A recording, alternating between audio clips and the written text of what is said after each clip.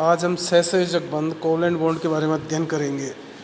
सहसंयोजक का मतलब है कि सह मानी साझा करना, संयोजक मानी जोड़ना। जैसे कोई भी बॉन्ड बनता है सिंगल बॉन्ड, तो उसमें 2 इलेक्ट्रॉनों की आवश्यकता होती है।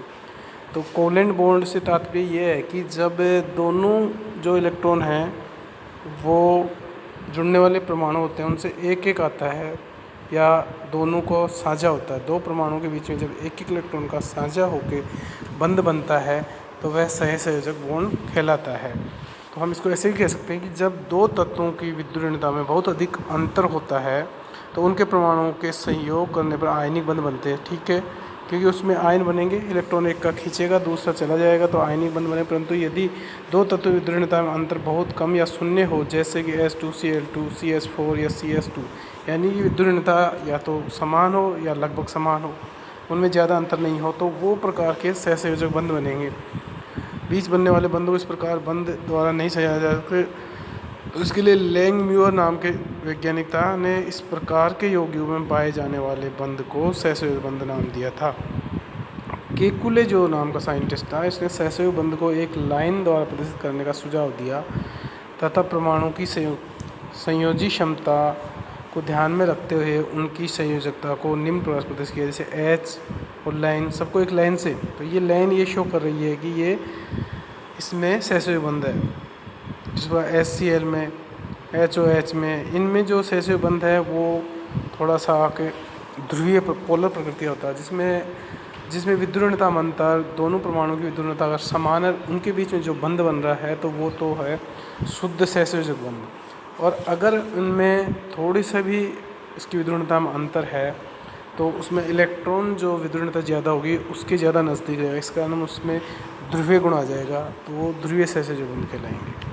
अब इसके लिए इन्होंने सिद्धांत दिया था कि इलेक्ट्रॉन पेयर कंसेप्ट दिया, इलेक्ट्रॉन धारणा। 1916 में लुईस ने सुझाव दिया कि सहसंयोजक यौगिकों में परमाणु एक या अधिक इलेक्ट्रॉन युग्मों के सहभाजन द्वारा उत्पन्न गैस विन्यास ग्रहण करने का प्रयत्न करते हैं। एक सहसंयोजक बंध वह बंध है जिसका निर्माण 2 परमाणु के बीच एक इलेक्ट्रॉन युग्म के सहभाजन से होता है। सहसंयोजक बंध के निर्माण के लिए प्रत्येक परमाणु उतने इलेक्ट्रॉन का योगदान करता है जितने में बंध बनाता है। इस प्रकार मेथेन में प्रत्येक हाइड्रोजन पर 1 इलेक्ट्रॉन तथा कार्बन 4 इलेक्ट्रॉन देता है। दूसरे शब्दों में एक सहसंयोजी बंध 1 इलेक्ट्रॉन युग्म से बनता है। बंध निर्माण के पश्चात इस साझित इलेक्ट्रॉन युग्म पर दोनों परमाणु का समान अधिकार होता है, यानी कि 2 सहसंयोजक बंध दोनों परमाणु से 1 इलेक्ट्रॉन लेकर बनता है। तो दोनों, लेकिन जब बंध बनने के बाद में जो दोनों इलेक्ट्रॉन हैं उन पे दोनों परमाणुओं पे दोनों इलेक्ट्रॉन का समान अधिकार होता है। इस प्रकार से किसी परमाणु द्वारा एक सहसंयोजक बंध बनाने पर उनके बाह्यतम कक्ष में इलेक्ट्रॉन बढ़ जाते हैं। स्पष्ट होता है कि परमाणु उतने ही बंध बनाएगा जितना इलेक्ट्रॉन उसमें उत्पन्न गैस विन्यास के लिए चाहिए। उत्तम गैस में, यानी कि नोबल गैस का रूप धारण करने की कोशिश करते हैं ये। लुईस ने इलेक्ट्रॉनों को बिंदुओं द्वारा प्रदर्शित करते हुए कई अणुओं के सूत्र लिखे हैं, इन्हें बिंदु सूत्र भी कहा जाता है। एग्जाम के लिए जैसे Cl2 अणु लेते हैं तो प्रत्येक क्लोरीन परमाणु में 7 संयोजी इलेक्ट्रॉन होते हैं इसमें, तो 1 इलेक्ट्रॉन कम है।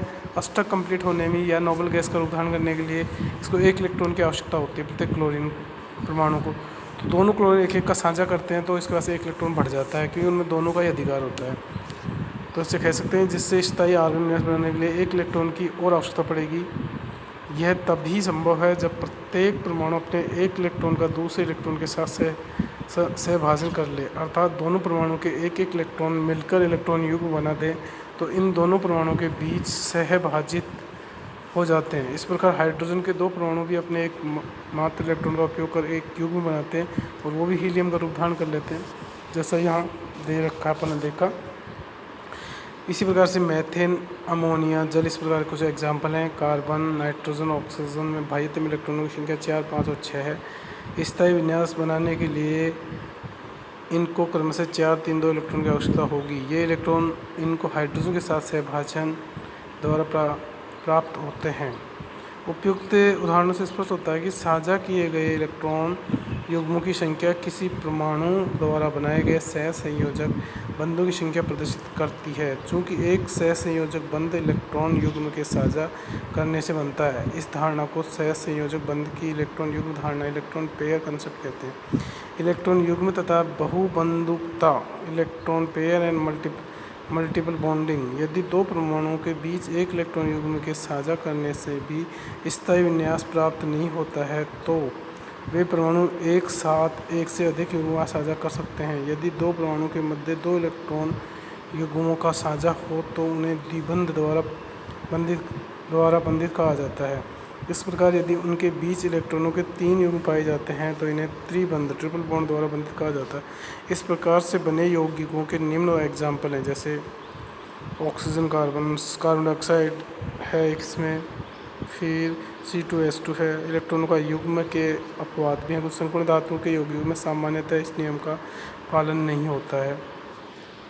दूसरा अपवाद इसमें 4 से कम सहज इलेक्ट्रॉन वाले कुछ तत्वों के स्थायी यौगिक जैसे BF3, BCl3, BeS2 इत्यादि में केंद्रीय परमाणु का अष्टक पूर्ण नहीं होता है, फिर भी ये स्थायी होते हैं।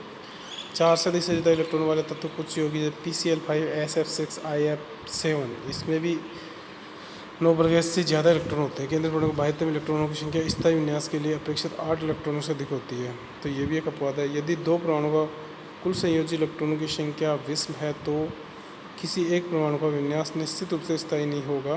फॉर एग्जाम्पल ये। धन्यवाद।